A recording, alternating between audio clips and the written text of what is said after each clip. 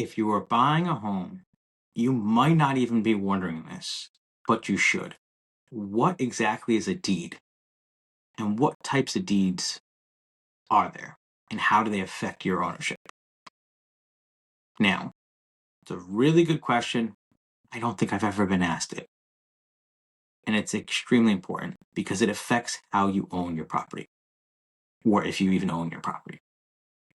So a deed is basically the ownership interest. It's a piece of paper that establishes that you own the property. Think of it as your car title.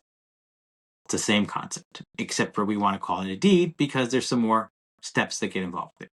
There are three main types of deeds. We have a warranty deed, we have a special warranty deed, and then finally we have a quitclaim deed. And I put those in order, in best to worst. So your warranty deed is where we're going to start first. Your warranty deed is the best type of deed that you can get. And that is the seller is guaranteeing to you that they own the property, that they're not transferring you any debts, and that there's no ownership interests that are out there that don't belong to them. They take it a step farther, and outside of just guaranteeing it, if you got sued saying somebody else owned the property, the seller would have to defend that and fight for you to prove that you own the property. The reality is that something called title insurance comes involved and protects you, so we don't have to go that route. If you want to learn more about title insurance, I have a whole video explaining title insurance and title searches. So that's the warranty deed. It's the best type of deed, gives you the most protection. Moving on to a special warranty deed. This is a special deed. It typically comes up when you're dealing with a bank foreclosure or a mortgage company foreclosure. You're dealing with the federal government, the state government, or local government. And what the special warranty deed does is it says, I'm guaranteeing that during the time I've owned the property, there's been no issues with the property in terms of titling. It is not protecting you in a situation where 5 owners ago somebody died and they didn't transfer the property properly. Right? So there is a bit of a risk. Less common, less issues there, but you're not going to be able to buy a bank-owned foreclosed property or property that's owned by the federal government or state government without getting a special warranty deed. They want to limit their liability. They want to basically sell it and be done with it. Which leads us to the last type of deed that's out there, and that is called a quitclaim deed. Q-U-I-T. Some people call it a quick deed. It's not. It's called quitclaim deed. I point that out just because I've had people bring me deeds that say quick, and it's not valid.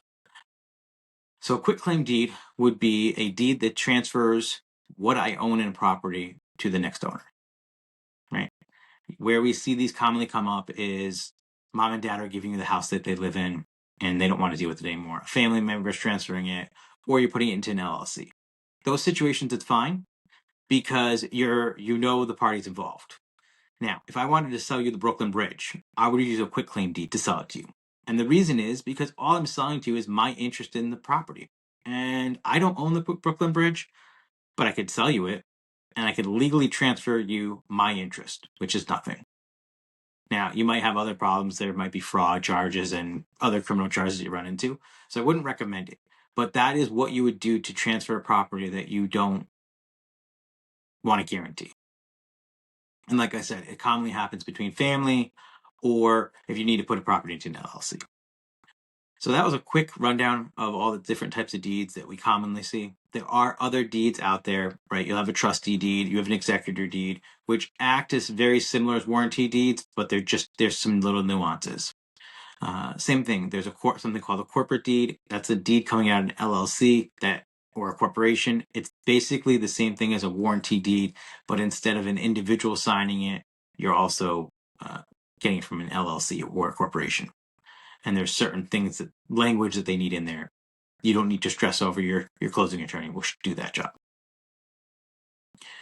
So I've given you a rundown of all the common deeds, even some of those less common ones. If you have questions about deeds, feel free to reach out to us. We'll be happy to assist.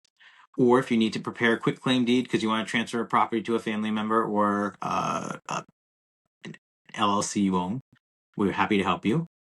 But if you're just looking to buy a new home and you're looking for some guidance and an attorney to help support you through the closing process, be sure to give my firm a call, where I'll be happy to represent you.